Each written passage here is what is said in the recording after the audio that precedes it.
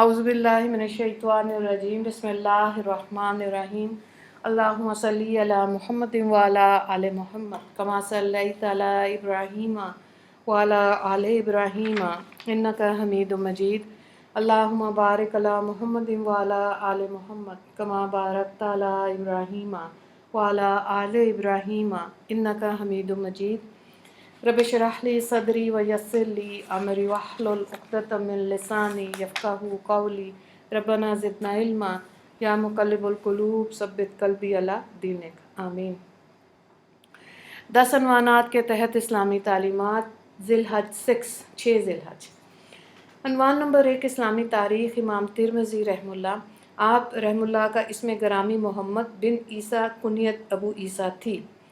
آپ 200 ہجری کے قریب حجیون نامی سمندر کے ساحلی علاقے ترمز نامی گاؤں میں پیدا ہوئے۔ والدین کے سایہ بچپن میں پلے بڑھے عاطفت، اور پھر علم نبوی حاصل کرنے کی خاطر سمندر کے اس پار خراسان عراق اور حرمین شریف کا سفر کیا اور وہاں کے علماء سے خوب استفادہ کیا۔ اللہ نے غضب کا حافظہ دیا تھا، جس کی مجلس میں بھی جاتے اس مجلس میں بیان کی گئی ساری روایتیں پہلی بار میں حفظ کر لیتے۔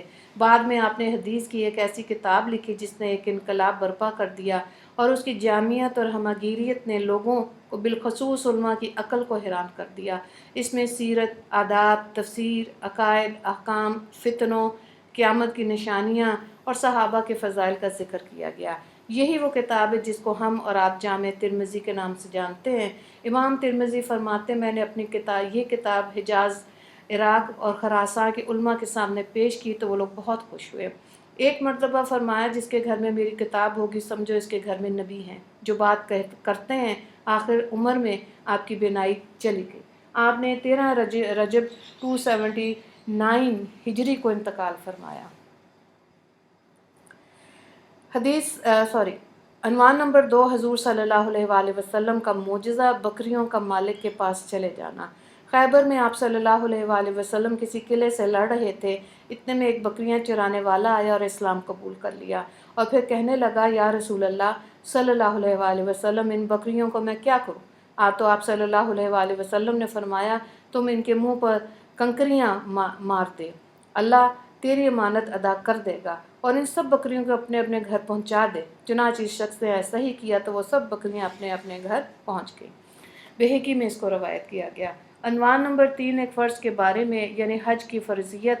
حضرت ابو ہریرہ رضی اللہ تعالیٰ عنہ سے روایت مسلم میں کہ رسول اللہ صلی اللہ علیہ وآلہ وسلم نے فرمایا، اے لوگو، تم پر حج فرض کیا گیا، لہٰذا اس کو ادا کرو۔ عنوان نمبر 4 ایک سنت کے بارے میں، قبولیت اعمال کی دعا۔ اعمال قبول ہونے کے لیے اس دعا کا اہتمام کرنا چاہیے، ربنا تقبل منا انک انت السمیع العلیم۔ ترجمہ، اے ہمارے پروردگار، ہمارے اعمال اور دعاؤں کو اپنے فضل سے قبول فرمائیے، بے شک آپ سننے والے اور جاننے والے ہیں۔ عنوان نمبر 5 ایک اہم عمل کی فضیلت، یعنی یتیم کے سر پر ہاتھ پھیرنا۔ حضرت ابو امامہ رضی اللہ تعالیٰ عنہ سے مسند احمد میں روایت ہے کہ رسول اللہ صلی اللہ علیہ وآلہ وسلم نے فرمایا، جب کوئی شخص صرف اللہ کی خوشنودی کے لیے یتیم کے سر پر ہاتھ پھیرتا ہے تو اللہ تعالیٰ ہر بال کے بدلے نیکیاں عطا فرماتا ہے، اور جو یتیم کے ساتھ اچھا برتاؤ کرے گا، میں اور وہ جنت میں 2 انگلیوں کی طرح ہوں گے۔ حضور صلی اللہ علیہ وآلہ وسلم نے شہادت اور بیچ کی انگلی کو پھیلا دیا۔ عنوان نمبر 6 گناہ کے بارے میں، یعنی دین کو جھٹلانا۔ قرآن میں اللہ تعالیٰ فرماتا ہے، میں نے تم کو ایک بھڑکتی ہوئی آگ سے ڈرا دیا، اس میں وہی بدبخت داخل ہوگا جس نے دین کو جھٹلایا اور اس سے منہ موڑا۔ سورہ لیل آیت نمبر 14 سے 16 تک۔ عنوان نمبر 7 دنیا کے بارے میں، یعنی کہ نافرمانی اور بغاوت کا وبال۔ قرآن میں اللہ تعالیٰ فرماتا ہے، اے لوگو، تمہاری نافرمانی اور بغاوت کا وبال تم ہی پر پڑنے والا ہے۔ دنیا کی زندگی کے سامنے سے تھوڑا فائدہ اٹھا لو، پھر تم کو ہماری طرف واپس آنا ہے تو ہم ان سب کاموں کی حقیقت سے تم کو آگاہ کر دیں گے جو تم کیا کرتے تھے۔ سورہ یونس آیت نمبر 23۔ عنوان نمبر 8 آخرت کے بارے میں، یعنی جنت کا بازار۔ ترمذی میں حضرت علی رضی اللہ تعالیٰ عنہ سے روایت ہے، رسول اللہ صلی اللہ علیہ وآلہ وسلم نے فرمایا، جنت میں ایک بازار ہے جس میں خرید و فروخت نہیں، اس میں صرف مرد اور عورتوں کی صورتیں ہیں، ان کو دیکھ کر جب آدمی کسی شکل کی تمنا کرے گا کہ میں بھی اس جیسا ہوتا تو اس کی شکل ویسی ہی ہو جائے گی۔ عنوان نمبر 9، طب نبوی سے علاج، زکام کا فوری علاج نہ کیا جائے۔ مستدرک کی روایت ہے، حضرت عائشہ رضی اللہ تعالیٰ عنہ فرماتی ہیں کہ رسول اللہ صلی اللہ علیہ وآلہ وسلم نے فرمایا، ہر انسان کے سر میں جذام کوڑ کی جوش مارنے والی ایک رگ ہوتی ہے، جب وہ جوش مارتی ہے تو اللہ تعالیٰ اس پر زکام مسلط کر دیتا ہے، لہٰذا زکام کا علاج مت کرو۔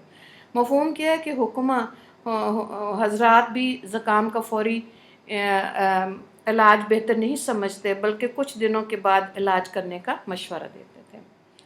عنوان نمبر 10، نبی صلی اللہ علیہ وآلہ وسلم کی نصیحت۔